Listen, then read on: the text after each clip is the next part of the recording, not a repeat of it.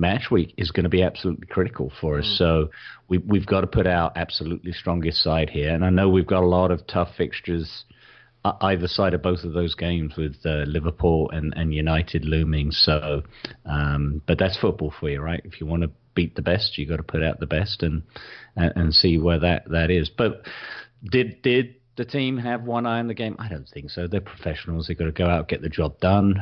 They know. I'm sure it's starting to creep in that this isn't our home and we've not done well. We've got to. And are they trying too hard? I don't know. And it's interesting. I don't know if you saw the pictures. We had one of our members went to the game yesterday, and he sat very, very close to the dugout. Very but close. I was just, and I'm looking at that picture he took of Harry after he was subbed, and I'm going, it just doesn't seem right. You know, it just doesn't seem right. He's in a dugout at Wembley, which is obviously where he would be if he wasn't playing for England. Yeah. In the starting lineup, but it's weird. It's weird just not seeing them on those blue car seats at White Hart Lane. And I just don't see it as home for us. I'm sorry, lads. I don't. No, I don't think anybody does. I think anybody refers to these matches as, you know, the match against Bournemouth at Wembley, not the match at home against Bournemouth. They don't call Wembley home, and I see that across social media a lot. I don't know. It's disappointing, and I've mentioned my fears that the club as it stands right now, for as primed as they are to do something in the league, for the just misses that we've had the last 2 seasons, that this move away from White Hart Lane as it's being, you know, destroyed to build the new ground and moving it into Wembley at the time of our development that we are doing it now could be so detrimental. And we could look back at this 20 years from now and someone will be writing a book about what could have been if we didn't make the move when we made the move. And of course Levy can't help that. It's just the way the planning and everything happened, and you really hope that they can integrate into the new stadium within that first season and within those first few games. Obviously the atmosphere will be different. I just think Wembley just saps it out for as hard as they try, even for cup matches and semifinals and finals that I've watched at Wembley. It doesn't matter how into it you get, you just, at least from the television perspective, you don't feel it the same way that you do when someone is playing at their home ground of 35, 40,000 people. It's just different. And I think I got to think from a player's perspective, for as hard as the crowd may try to G them up, and we did hear singing yesterday and whatnot, but there were also comments being made. I think Drew even made one, you know, for 74,500 people, it's almost dead in there at times. Yeah, he said no atmosphere, and so made us start singing so we could create more atmosphere in the pub. But you know, and we've heard it before, and that's what I saw when I went there last season. It's very hard to create, and I think the club's done a good job of trying to get the season ticket holders from last season kind of grouped together to create that atmosphere. And we really do. We've got to get behind the team, because that sense of frustration that can creep in with the players will easily translate to the fans, and it works vice versa. You start to play well, you get on top of your opponent, the crowd feeds off that, and that energy will get put back into the performance, and that's what we need to see. Yeah, I totally agree. And as we, you know, before we move on a little bit, I want to take time to mention, and I know that you're, you know, real big advocate of Kane, Timmy, and he won Player of the Month. So congratulations to Harry Kane for that. Thoughts on that? Was there anybody that really was going to challenge him for that this month? Not with the amount of goals he had. I didn't think so either, man. It was like an avalanche. Long may it continue, to quote Sammy, who's out this week. Let's talk about some of the other results, because even though we struggled against Bournemouth, we found a way to get the 3 points, and I think that was the most important thing. And even in Pochettino's pressers, he may not have looked all that thrilled sitting on the bench at Wembley, but he was in a really good mood from some of the videos that I've seen from Alistair Gold and some of the other pundits that go there and write for the papers and magazines. It seems that the Arsenal loss against Watford and the way that they lost, and the Chelsea loss against Palace, who hadn't scored all year, their first goal of the game, I look at, they get an own goal, I think, from Azpilicueta, but then they do finally get on the sheet. You know, Zaha gets him a goal, and it wasn't one of these things where I decided to flip it on my phone as we're watching the Spurs yesterday, and I have it kind of in front of me on my phone. Palace was outplaying them. It wasn't like they were sitting behind the ball and just absorbing a bunch of pressure. Same for Watford. I mean, they were going toe-to-toe with Arsenal during this whole match. Points fell the way that they fell. Liverpool and Man United draw. City did what they did. West Ham, they also, dropped points. Everything around us fell into place yesterday. And I know that there were some comments from some of the players, Watford, both Capoue and Deeney, Cherries, that you found very entertaining. Yep, absolutely. I think the first one I saw after the match, and yeah, it's funny because I was one of the last people leaving the pub yesterday, and I guess we could talk about my day if you really want. I probably shouldn't bring it up. No, bring it up. No. Later. Okay. So James Weaver and I were the last two there, and these pockets of Woolwich fans started to walk in to watch the game, and it was a weird crowd. I started to itch a lot and had to really think about leaving before I caught something. But we wrapped up just as they had scored, and our perfect timing to leave. And I didn't even bother turning it on when I got home, but I saw you guys texting that Arsenal had lost it. Sorry, at the death, which was great. But yep. And I don't know where he was when he said this, but I think there was a video clip. I just saw the soundbite that Deeney slammed Arsenal after the win.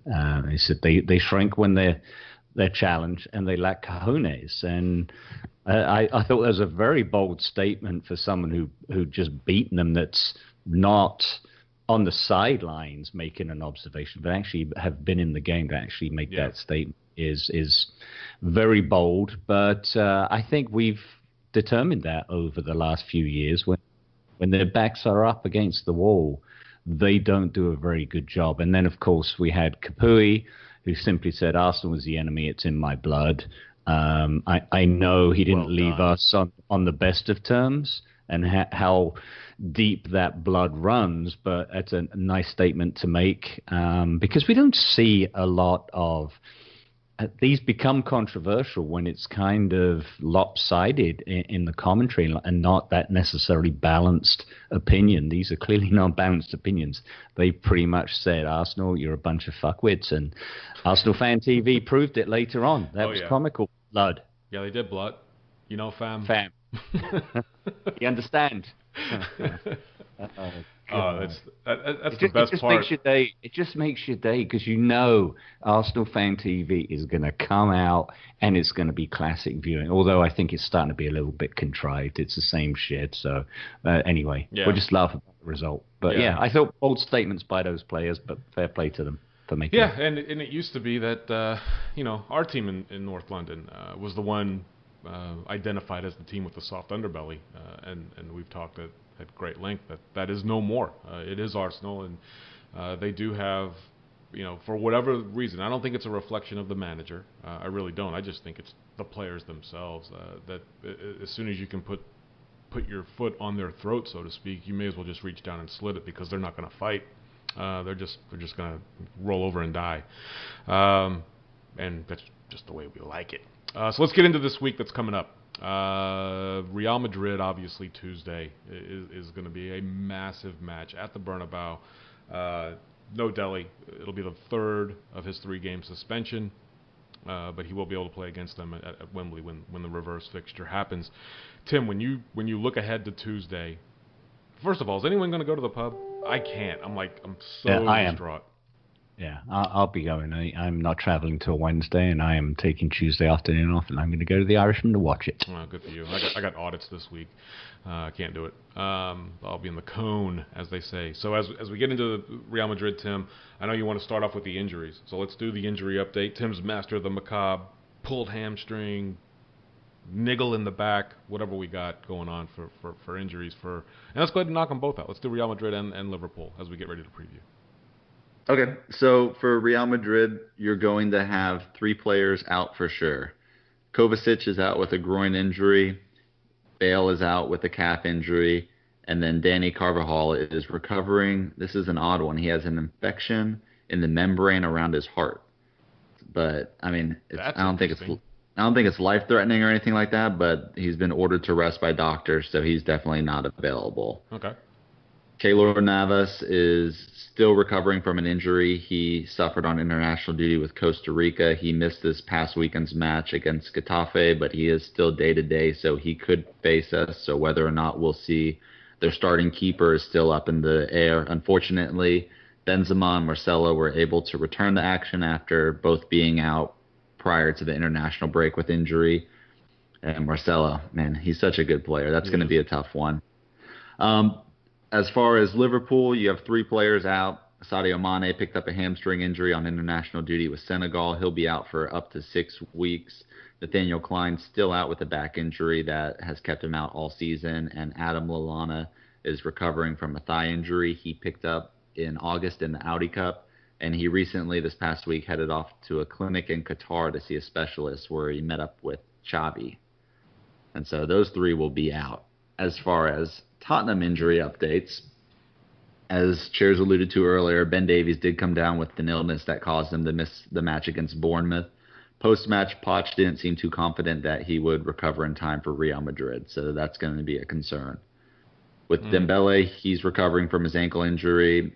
He was able to train this past week. Hopefully, he'll be able to be involved for Real Madrid. That's still up in the air, but his situation's different from Danny and Lamela, where he could actually possibly be ready this week, if not for Real Madrid, then Liverpool. Wanyama's still recovering from his knee injury that he picked up against PSG and re-aggravated at the beginning of the season. He's targeting availability for Liverpool, but I'm thinking that might be too early because if you look at the pictures and videos from Hotspur Way this week, you don't see him out there with the first team. Poch, when he did his pre-match press conference, made it clear that Dembele, Rose, and Lamela had been training with the first team. When asked about Wanyama, he simply said he remained sidelined recovering. So I'm not sure when he'll be available. But the good news is, and I know you'll like this one, Kenny, Eric Lamela has returned to training with the first team, as did Danny Rose. Neither are actually doing full training sessions with the first team yet, so they're not able to make it through the full day, but they are doing some work with the first team. Their situations week to week. There's some speculation that they could be available as early as October 25th for the Carabao Cup game against West Ham. I think that's probably a little too early, especially to get in the fitness that Pochettino wants. I'm thinking North London Derby on November 18th is a more realistic timeline for them, especially with Danny. You know, we saw the pictures of him. He put on some weight. Conditioning could be a bit of a problem. He needs to get back in shape because it's been a while. And then George Kevin Nkudu took a knock to the head in his 2-minute debut yesterday. I think that was his first time coming on in the Premier League this season, but it sounds like he'll be fine and able to continue training. But I wouldn't, we're not relying on a player like him to do anything against Real Madrid. So. And what was that, like 12 inches away from being a penalty? It was, it was close. It was right on the edge of the box, wasn't it? Yeah. Yeah, I'm excited about Lamela coming back, obviously. No, you're not, really. I'm so happy. I pee a little. I'm really hoping it's the Carabao Cup. And I know you think that may be a little bit too early, but even if it's a substitute appearance, 20 minutes, 15 minutes, just to get a run out, get that feeling back before a run of fixtures in the Premier League that are going to be very important as we start getting through these 2 and 3 matches a week type fixture congestion that we're going to go through here for about the next 3 or 4 months. I know Pochettino's going to be ecstatic to have that depth back. The Davis injury or illness rather is concerning because we've tried the whole Sonny thing at left wing back and it does not work. Sissoko, maybe he gets a run out over there. I don't know. But to your point, Tim, the playing a traditional 4-2-3-1, I think that would probably be the way to go against Madrid anyway, and then just try to counterattack as much as we can. And given that Wanyama is still a little dinged up and Dembele too, do you think Winksy gets the start Tuesday against Real Madrid? I don't know. I mean, that's a tough one to throw out there right? against. It is a big ask, and that's the one that I'm hoping the most is that Dembele is able to go because the front 3 that they're going to deploy. So they've been doing 2 strikers recently.